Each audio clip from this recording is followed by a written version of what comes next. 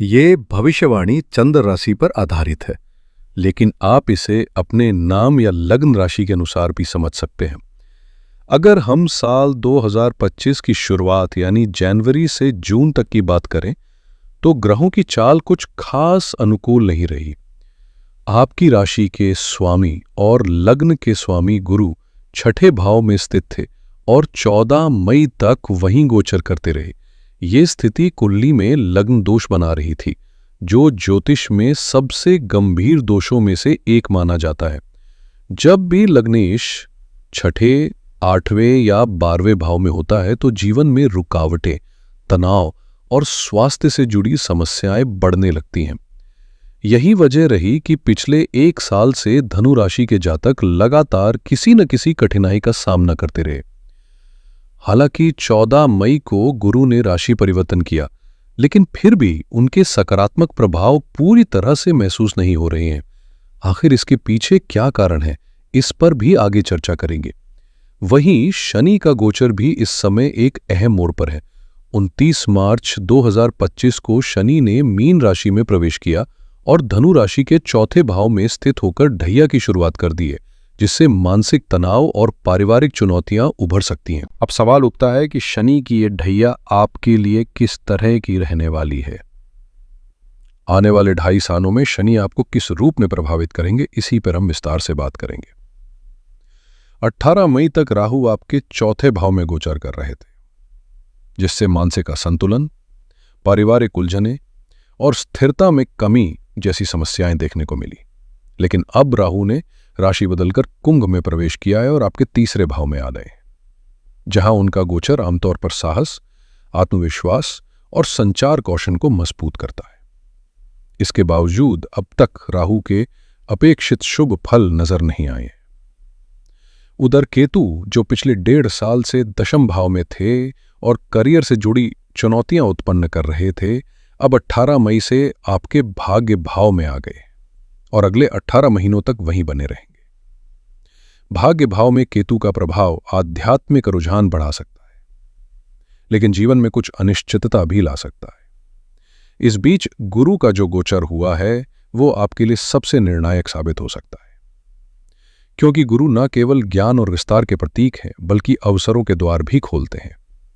ऐसे में ये जानना जरूरी हो जाता है कि आने वाले समय में गुरु आपको किन नए अनुभवों की ओर ले जाने वाले हैं।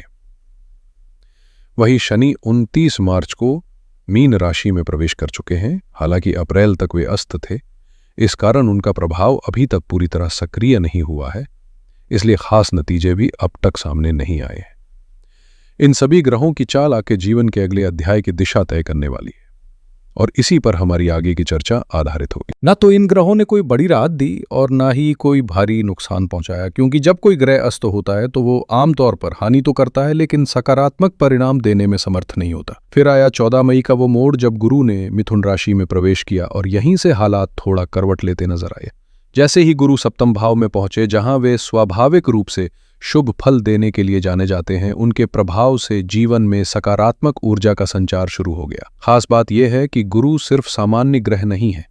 धनु और मीन दोनों राशियों के स्वामी होने के कारण इन दोनों जातकों के लिए गुरु की भूमिका बेहद अहम हो जाती है।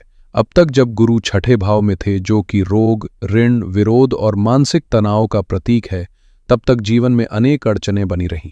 लेकिन अब गुरु अपने ही कारक भाव सप्तम में आ गए हैं, जहां से वो रिश्तों, सहयोग, साझेदारी और जीवन साथी से जुड़े मामलों में संतुलन और शुभता लाते हैं। जब गुरु इस स्थान पर उदित होंगे तो उनके असर से केवल निजी जीवन ही नहीं, बल्कि सुख सुविधाओं, प्रॉपर्टी, वाहन और मातृ सुख से जुड़े पहलुओं में भी सुधार देखने को मिलेगा।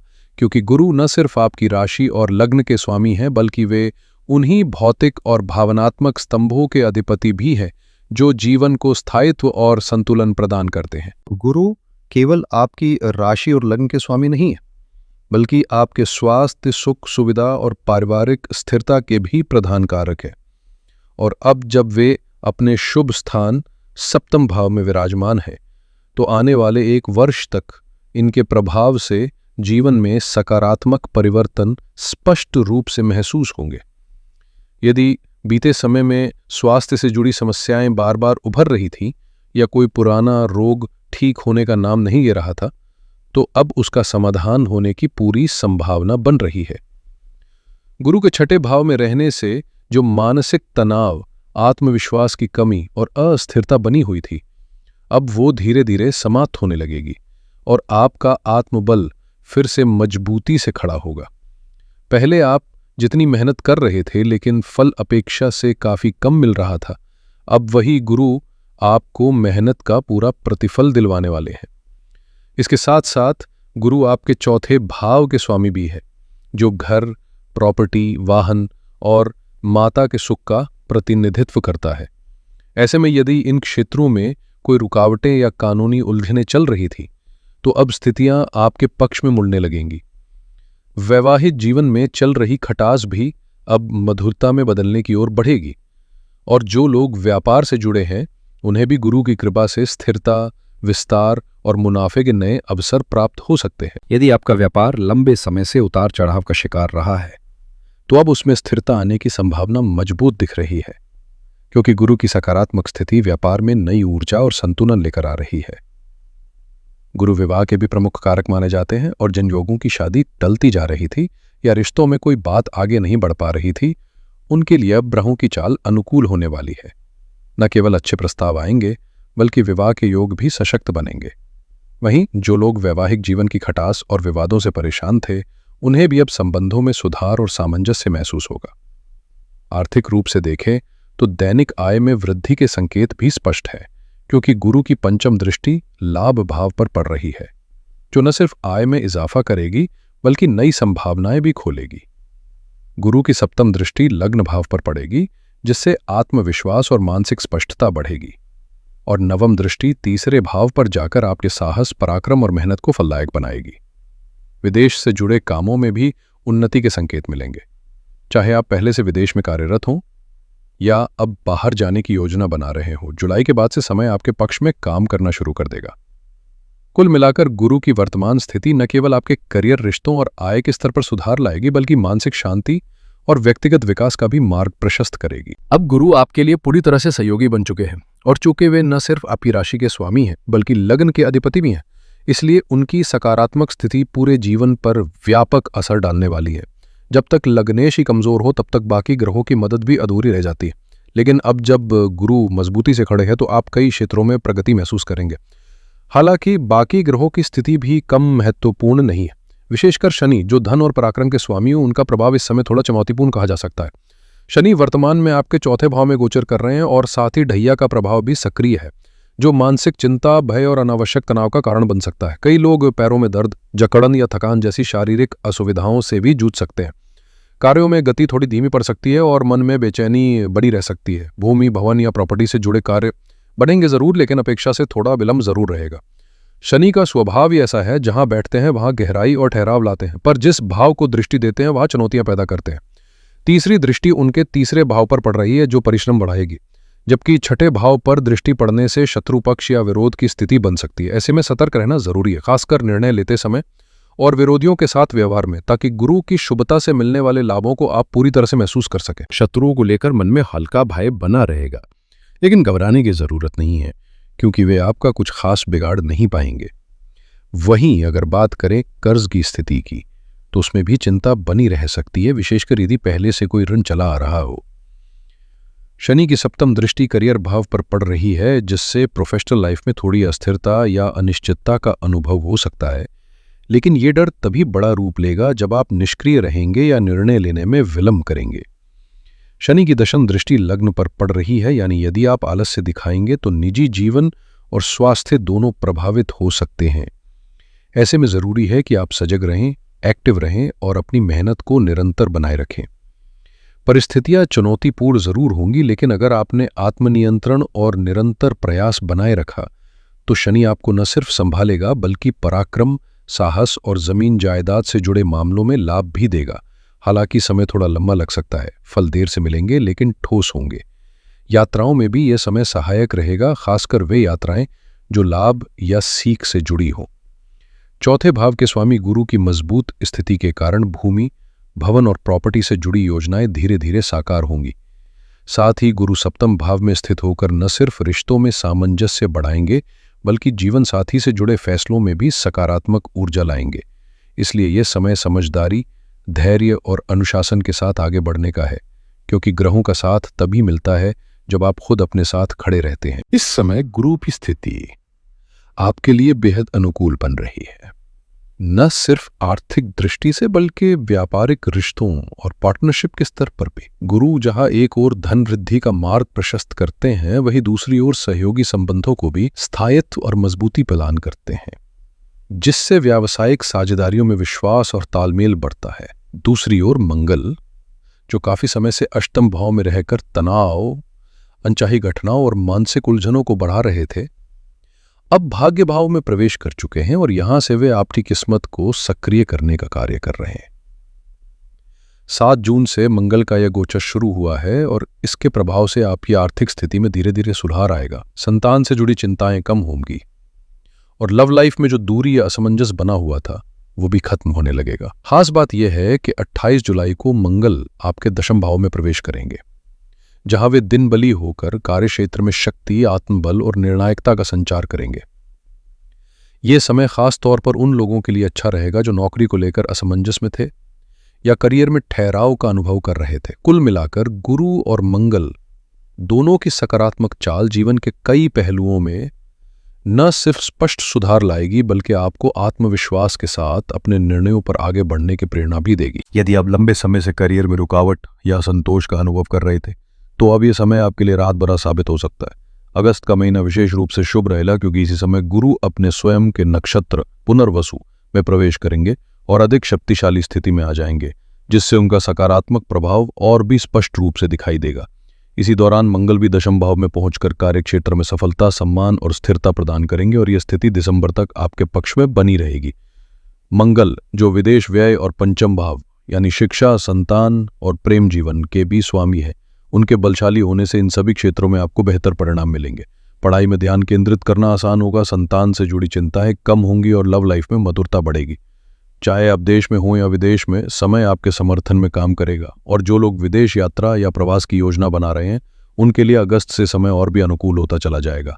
साथ ही शुक्र, जो इस समय अपनी स्वराशि वृषभ में है और दिसंबर तक इसी तरह की मजबूत स्थिति में बने रहेंगे, वे जीवन में सुख, सौंदर्य, संबंधों और विलासिता से जुड़ी चीजों में सकारात्मक बदलाव लाने का कार्य करेंगे। कुल मिलाकर गुरु, मंगल और शुक्र, ये तीनों ग्रह आने वाले महीनों में आपको तरक्की, स्थिरता और आनंद के रास्ते पर आगे बढ़ाने वाले हैं। बस जरूरत है सही समय पर सही निर्णय लेने की। आने वाले समय में आपकी आय में इजाफा होने की पूरी संभावना है, क्योंकि शुक्र न केवल लाभ के स्रोतों को सक्रिय करेंगे, बल्कि दिसंबर तक आपको लगातार आर्थिक रूप से मजबूत करने में भी मददगार साबित होंगे। जो लोग रोजगार की तलाश में हैं, उनके लिए यह समय उम्मीद की नई किरण लेकर आया है। खासकर जुलाई से ये हालात बेहतर हो रहे हैं, अगस्त में और भी अनुकूल बनेंगे और सितंबर तक स्थिरता की ओर बढ़ते दिखाई देंगे।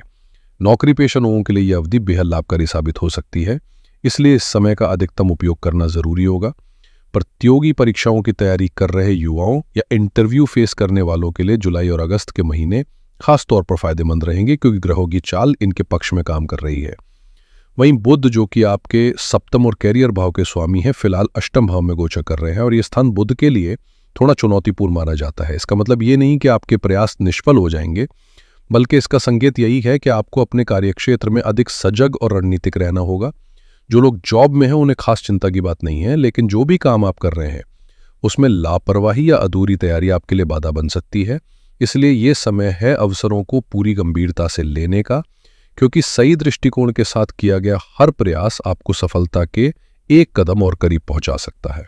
अब सबसे अहम सवाल यह है कि आपको सतर्क कब तक रहना है, तो इसका उत्तर है 33 अगस्त तक, क्योंकि तब तक बुध अष्टम भाव में गोचर करते रहेंगे, जो अचानक उत्पन्न होने वाली समस्याओं, मानसिक तनाव और कार्यस्थल पर बनी अशांत स्थिति का कारण बन सकते हैं। ऑफिस का माहौल थोड़ा तनावपूर्ण हो सकता है और अगर पहले से ही किसी तरह की असहमति या दबाव बना हुआ है, तो वो इस दौरान और अधिक परेशान कर सकता है। ऐसे में संयम बनाए रखना और टकराव से बचना बेहद जरूरी होगा। वैवाहिक जीवन में भी आपको विशेष ध्यान देने की जरूरत है। हालांकि गुरु की स्थिति मजबूत है, जिससे रिश्तों में सुधार के संकेत है, लेकिन चूंकि इस भाव के अधिपति बुध स्वयं कमजोर स्थिति में है, इसलिए आपसी समझ और संवाद में थोड़ी सावधानी बरतनी चाहिए। अब बात करें सूर्य की, जो इस समय आप पे सप्तम भाव में गोचर कर रहे हैं और भाग्य भाव के स्वामी होने के नाते केंद्र त्रिकोण राजयोग बना रहे हैं। ये आपके लिए एक बड़ा शुभ संकेत है। सूर्य की यह स्थिति दिसंबर तक बनी रहने वाली है और इसका प्रभाव ये होगा कि भाग्य का साथ आपको भरपूर मिलेगा, मेहनत रंग लाएगी और आपके प्रयासों में सफलता मिलने के प्रबल योग बनेंगे। व्यापार करने वालों के लिए यह समय विशेष रूप से लाभकारी रहेगा, क्योंकि सूर्य का गोचर न केवल साझेदारियों को मजबूत करेगा बल्कि आपके आत्मविश्वास को भी नई ऊंचाइयों तक ले जाएगा। लेकिन ध्यान देने वाली बात यह है कि 16 जुलाई से 16 अगस्त तक सूर्य अष्टम भाव में रहेंगे और इस दौरान इनकी स्थिति आपके लिए कुछ चुनौतियां लेके आ सकती है।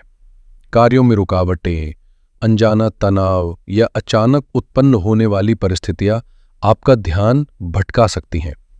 इसलिए इस समय सूर्य से जुड़े उपाय करना बेहद जरूरी होगा, जैसे प्रतिदिन तांबे के लोटे में जल भरकर सूर्य को अर्घ्य देना, ओम सूर्य नमः का जाप करना या लाल वस्त्र और मसूर दान करना फायदेमंद रहेगा।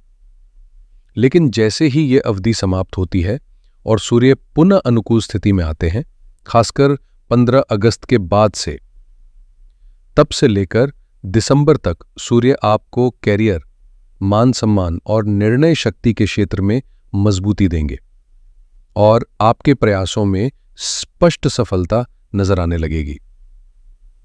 अब बात करें राहु की, जो इस समय आपके तीसरे भाव में गोचर कर रहे हैं और यह स्थिति आपके लिए काफी फायदेमंद मानी जाती है। राहु यहां साहस, पराक्रम और आत्मविश्वास में इजाफा करता है, साथ ही छोटी यात्राओं से लाभ की योगी बनाता है।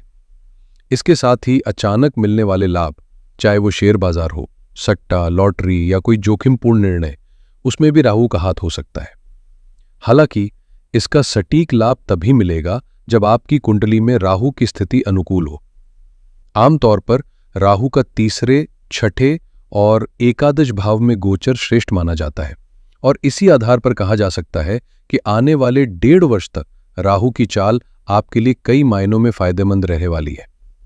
दूसरी ओर केतु, जो कि एक रहस्यमय और आध्यात्मिक ग्रह है, वो भी इस समय गहरी समझ, अंदरूनी संतुलन और जीवन के गूढ़ पहलुओं से जुड़ने में मदद करेगा। इस समय केतु आपके भाग्य भाव में गोचर कर रहे हैं और यहीं से वे आपके जीवन में गहरी आंतरिक समझ, आध्यात्म के प्रति झुकाव और भाग्य का वास्तविक साथ देने का कार्य करेंगे।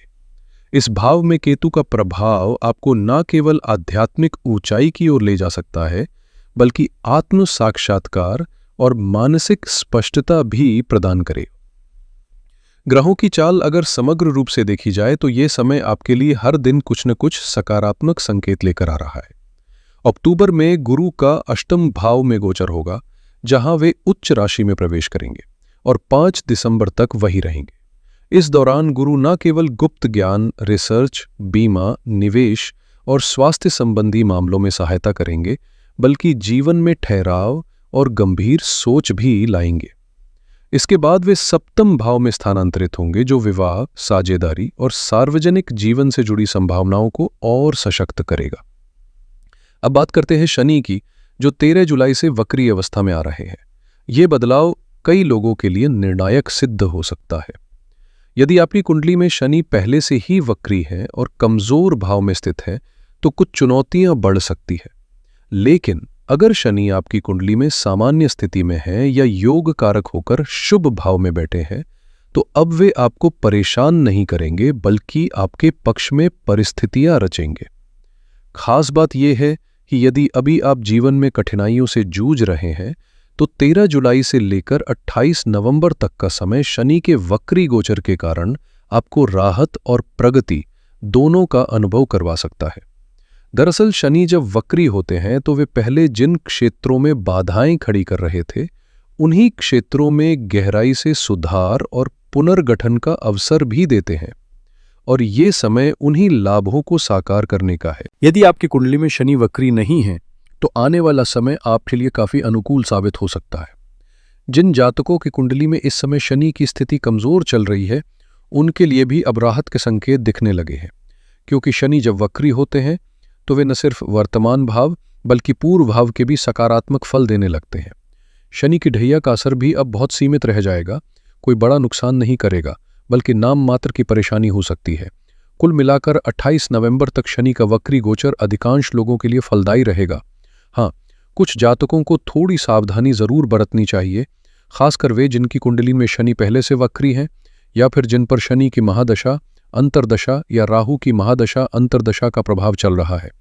ऐसे लोगों को मानसिक, शारीरिक और वित्तीय स्तर पर थोड़ा सजग रहना चाहिए, लेकिन समग्र रूप से देखें तो शनि भी अब आपके पक्ष में काम करने को तैयार है। ग्रहों की चाल अब आपके लिए गति पकड़ रही है। गुरु का स्थान परिवर्तन सबसे शुभ संकेतों में से एक है, जो आपको स्पष्ट लाभ की दिशा में अग्रसर करेगा। राहु और केतु के बदलाव भी आपके लिए भाग्य खोलने वाले साबित होंगे। हालांकि शनि कुछ लोगों के लिए मिश्रित फल देंगे, किसी को ऊंचाई पर पहुंचाएंगे तो किसी को थोड़ा और संयम सिखाएंगे। और क्योंकि शनि की ढैया अभी भी सक्रिय है, यह जरूरी है कि आप नियमित रूप से ओम सम शनैश्चराय नमः मंत्र का जाप करें और सूर्य को जल अर्पित कर उनके उपाय भी करें। तो कुल मिलाकर अब समय आपके साथ है, बस जरूरत है सतर्कता, संकल्प और आध्यात्मिक संतुलन की। आज के लिए बस इतना ही। आपका बहुत बहुत धन्यवाद।